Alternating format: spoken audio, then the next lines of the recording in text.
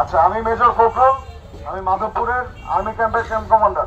ঠিক আছে, আজকে আপনাদের মন্তলা বাজারে এসে আমরা যে পরিস্থিতিটা দেখছি এটা খুবই দুঃখজনক। আমরা এই দেশে এরকম পরিস্থিতি আমরা চাই না। মন্তলায় আমরা এরকম পরিস্থিতি চাই না। কেউ কি চান এরকম মারামারি, কাটাকাটি, ধ্বংসযজ্ঞ, আগুন, অগ্নিপাত, লুটপাট, এগুলো কি আপনারা চান? এগুলো আমরা কেউ চাই না। আমাদের দেশ এখন একটা কঠিন সময়ের ভিতর থেকে যাচ্ছে। পরিবারের ভিতরে আমরা তো সবাই একটা পরিবার নাকি? এই মনতলায় বা এই এলাকায় সবাই সবার আত্মীয়, ঠিক না? কোনো না কোনো ভাবে চাচাতো, মামাতো, খালাতো খুঁজলে দেখা যাবে সবাই সবার কোনো না কোনো ভাবে আত্মীয়। এখানে নিজেরা নিজেদের উপরে আক্রমণ, মারামারি, কাটাকাটি বন্ধ করতে হবে।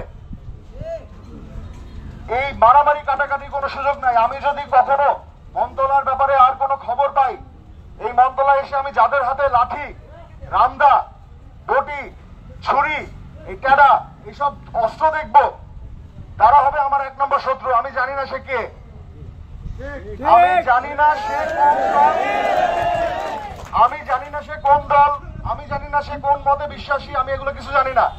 আমি যার হাতে অস্ত্র দেখবো, লাঠি দেখবো, সে তার সাথে আমার হবে বোঝাপড়া। বোঝা গেছে?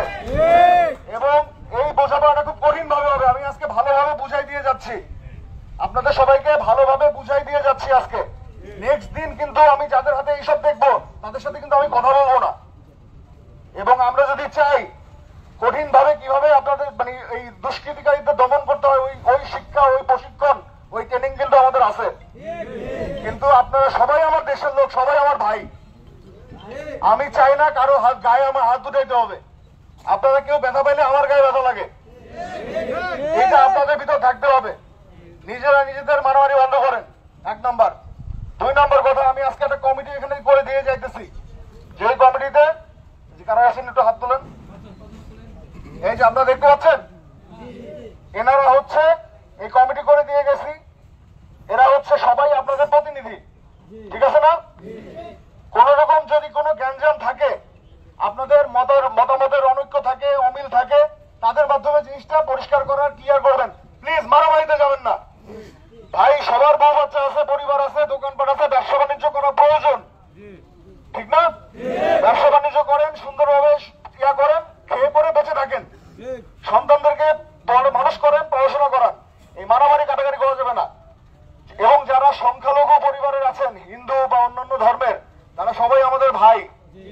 কারো কোনো সন্দেহ থাকলে বলেন, তারা আমাদের দেশের মানুষ, তারা আমাদের ভাই। আজকে এমন হইতে পারতো, আজকে তো আমাদের এই দেশে মুসলমান আমরা বেশি, তাই না? এমনকি পৃথিবীতে দেশ আছে না যেখানে মুসলমান সংখ্যায় কম, অন্য ধর্মের লোক বেশি? তাহলে ওইখানে গিয়ে তাহলে কি মুসলমানের উপরে আক্রমণ হইলে ওই মুসলমান কি ভালো থাকবে? তাহলে আমরা তো ওইরকম না যে সাচ্চা মুসলিম সে সবাইকে প্রোটেক্ট করে, সেভ করে। এটা সবার আপনাদের দায়িত্ব। এলাকায় যত অন্য ধর্মের লোক আছে, হিন্দু, বৌদ্ধ যা আছেন, তাদেরকে আপনারা প্রোটেক্ট করে রাখবেন, আপনারা সেভ করে রাখবেন। এই কথা কি আপনারা আমাকে দিচ্ছেন?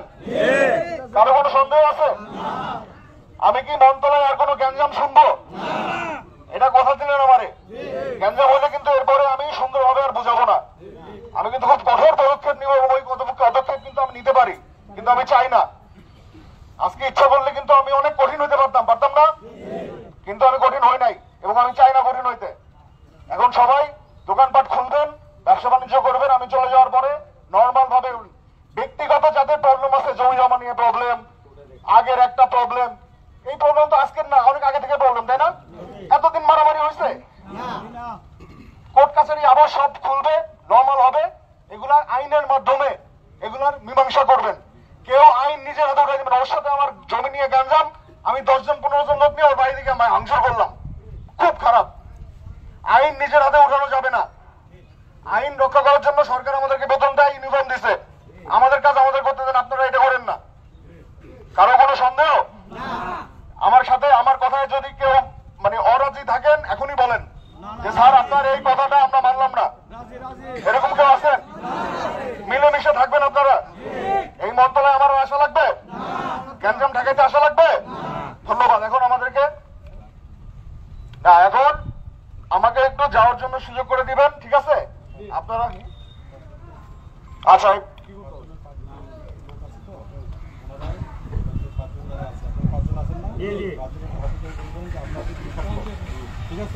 আপনারা বলেন, এই পাঁচজন বল। আমাদের মধ্যে যত গ্যাঞ্জাম আমরা সবাই মিলেমিশে থাকবো, আমরা সবাই মিলেমিশে থাকবো ইনশাআল্লাহ। মহলাবাসী সবাই শান্তিপূর্ণভাবে থাকবো। কেউ যদি ঝগড়াঝাটি করেন আপনাদের দায় দায়িত্ব আমরা নিব না, এটা ব্যক্তিগত থাকবে। হিন্দু বুদ্ধ খ্রিস্টান মুসলমান আমরা সবাই ভাই ভাই হিসেবে থাকবো। আমরা কিন্তু কথা দিছি হাত তুললা। আর যেন আমাদের আইন শৃঙ্খলা বাহিনী যারা আছে, আমাদের সেনাবাহিনীর কর্মকর্তাবৃন্দ আছেন, ওনারা যেন এই মন্ত্রণার ব্যাপারে আর কোনো কথা না শুনে। এই সবাই মানে আমরা সেনাবাহিনীর ধন্যবাদ জানান যে ওনারা আমাদের এই সালিশে আসছে, আমাদের মধ্যে শান্তি